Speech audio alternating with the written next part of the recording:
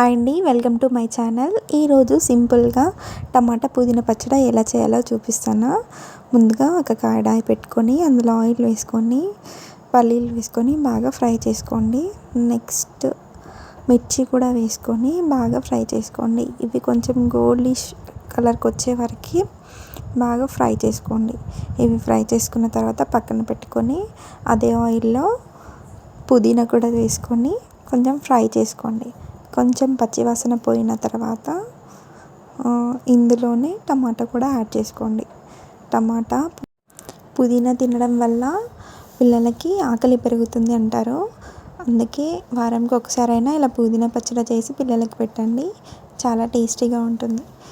ఇలా పుదీనా మగ్గిన తర్వాత టమాటా యాడ్ చేసుకొని అందులోనే కొంచెం పసుపు, కొంచెం ఉప్పు, కొంచెం జీలకర్ర ఇవన్నీ వేసి బాగా మిక్స్ చేయండి.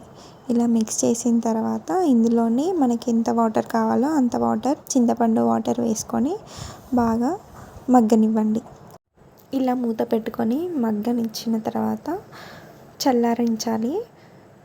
కంప్లీట్గా చల్లారిన తర్వాతనే మనం మిక్సీ చేసుకోవాలి. వేడి మీద చేస్తే టేస్టీ అంత బాగోదు. ముందుగా ఫ్రై చేసుకున్నవన్నీ పక్కన పెట్టుకొని మిక్సీలో జీలకర్ర, వెల్లుల్లి, అలాగే మిర్చి, పల్లీలు అన్నీ తీసుకొని మిక్సీ పట్టుకోండి. మిక్సీ పట్టిన తర్వాత చివర్లో టమాటా పుదీనాని యాడ్ చేయండి. ఇలా చేస్తే పల్లీలు మంచిగా మెదుగుతాయి. సో ఇలా చేసిన వాటిని చివర్లో పోపు పెట్టుకోండి. నా చట్నీ మిక్సీ చేశాక ఇలా వచ్చింది. పోపు కోసం ఒక చిన్న బౌల్ తీసుకొని అందులో ఆయిల్ వేసుకొని జీలకర్ర, ఆవాలు,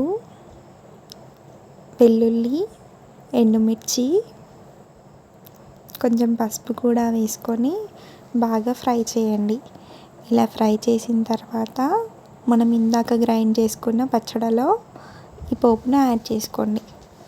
టేస్టీ టమాటా పుదీనా పచ్చడి రెడీ అయిపోయినట్టే. ఇది వేడి వేడి అన్నంలోకి చాలా టేస్టీగా ఉంటుందండి. మీరు తప్పకుండా నా స్టైల్లో ఒకసారి ట్రై చేసి చూడండి. ట్రై చేశాక కమెంట్ చేయండి టేస్ట్ ఎలా వచ్చిందండి. Thank you for watching. Please subscribe my channel. Thank you.